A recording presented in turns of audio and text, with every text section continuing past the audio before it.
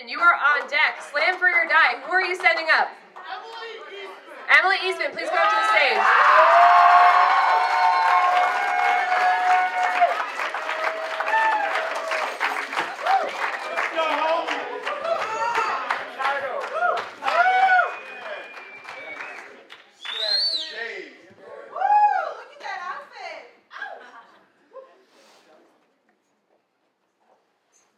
You know what? You're right.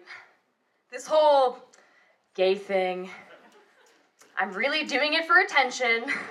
In fact, it's my master plan. So thirsty for your attention that I devised a plot in which I fuck somebody completely other than you. I need it. So bad. Your attention. That I act like I don't even notice you walk into the bar. So busy with my mouth and her mouth battling it out for the title in the best tandem cherry stem tying contest of our lives. I need your attention so bad that even if we suffered a massive population decimating apocalypse, she and I would keep fucking in the hopes that putting on your favorite show would somehow bring you back to life. Even if we were the last two people left on Earth, cruising the wastelands in a hollowed out Subaru Outback, I would lay her on a bed of skins before dawn, her mouth contorting just the way you like it, head thrown back, fingers grasping desperately at the pelts, lips parting, panting for breath. Male gaze, she moans, her eyes roving wildly around the room. Shh, I'll whisper, slowly stroking her sweaty brow. The male gaze is like the Force. It's invisible, yet all around us. We taboo moon children, two ribs without a keeper, born to push and pull oceans with the gravity of our embrace. What else are we here for if not to draw your milky salt? So let us be your haggard Jedi, mind fucking into sandy oblivion. After all, aren't we your only hope?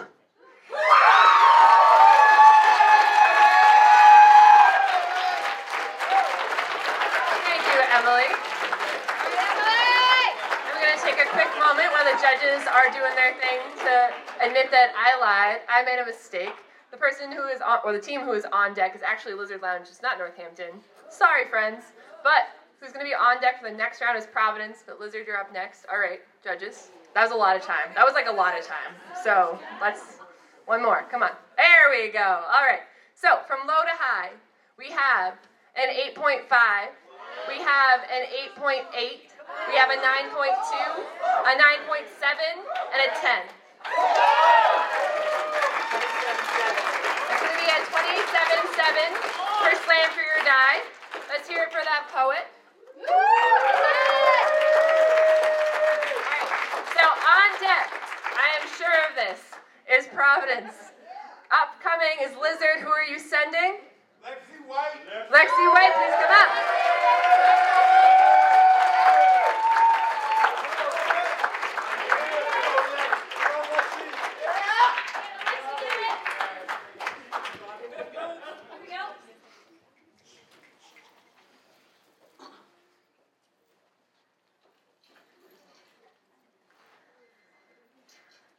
I want to plant a tree in your chest and let the roots burrow under your skin and into your bloodstream, seducing and abusing all of the veins all over your body.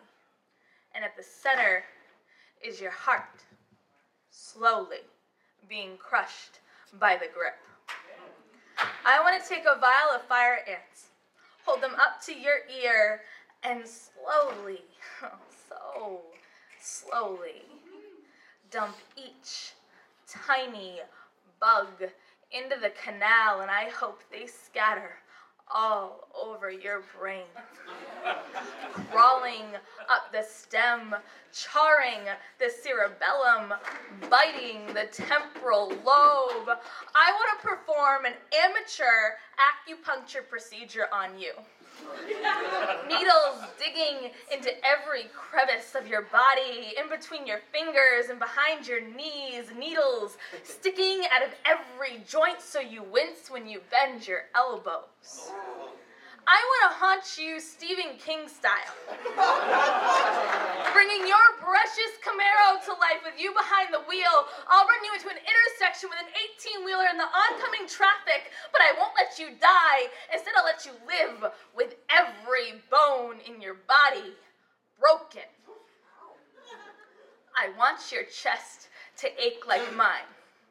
Your mind to race like mine. I want you to hate your skin, hate your body like I hate mine. I want you to feel how fucked up you made me. Because these ants came from between the sheets where you taught me about pleasure from sexuality and not sensuality. And these needles came from between the cushions of the couch where you demanded to reclaim me as your own. And that Camaro, that fucking Camaro, may be the only female thing you'll ever love, but it sits in your garage under a tarp, broken. No matter your intentions, broken. No matter your promises, broken. No matter what you say, it is broken, always broken, perpetually broken, forever broken, and that will not be me.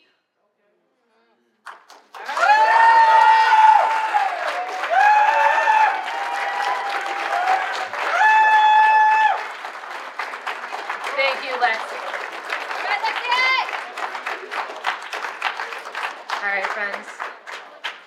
Let's put up those scores. You have 4. That was like pretty fast for 4.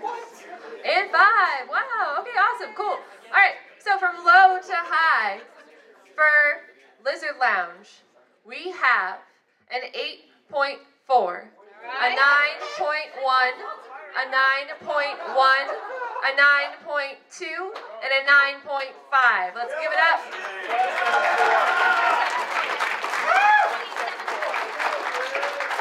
That's going to be a total score of a 27.4 for Lizard Lounge. Slam for your die, you're on deck. Providence, who are you sending up?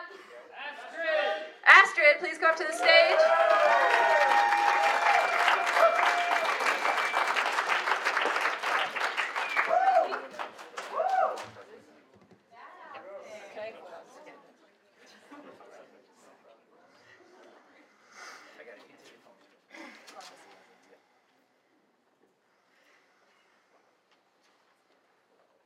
When I was born, my father gave me my mother's name.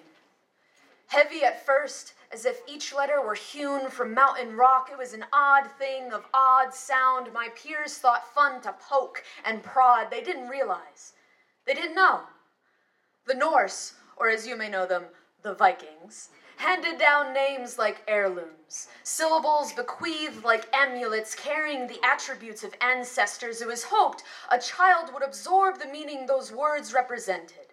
Arvid, steadfast, noble eagle, Gunhild, a long battle cry, war. These names have a place. Speak them and taste the sea salt, the rocky earth, the metallic tang of stolen gold. My mother's given name is Astrid Signe. My mother's given name is Astrid, beautiful God, divine strength, Signe, new victory. In Sweden, the shores are wildernesses of crags. Stone slabs chomp on lapping waters like jagged teeth. The forests are quiet and watchful, their tangled feet covered in layers of moss. Strawberries are tiny and sweet, and sunlight is a rare and blessed thing.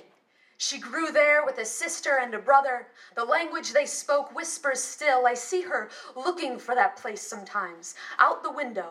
When crocuses are just beginning to bloom, my mother's name is Beautiful God. My mother's name is Divine Strength. In Swedish, the word for mother is mor, another name that translates to a child's reaching hands, a second helping, a yearning so powerful it demands a portion of the body to be sacrificed. Before my grandmother watched her daughter fly over Atlantic waves, she relinquished A piece of her soul as a tree surrenders leaves to the winds of fate. Strength is more than musculature. A spirit will endure when the flesh fails, and the Vikings knew that, despite their blunderbuss tactics. Gunhild is a woman's name. In sagas and tales, female wrath was waged through daggers, slicing across throats. I have daggers sheathed in my eyes, and I swear there is steel, layered like silver thread into my mother's bones. She is a skyscraper, bending with the trembling world, and yet is daily astonished with my freedoms. I hope I am astonished with my daughter. With the pride and power she will carry out the door, in her quicksilver veins will run a hereditary iron will, because my name does not mean princess or flower or frailty. I am sky. I am God's strength, the serene, sublime beauty of evening stars, and if I have a daughter, she will carry this name like an amulet. I will name her Signe. I will name her Victory, because that is what she will be.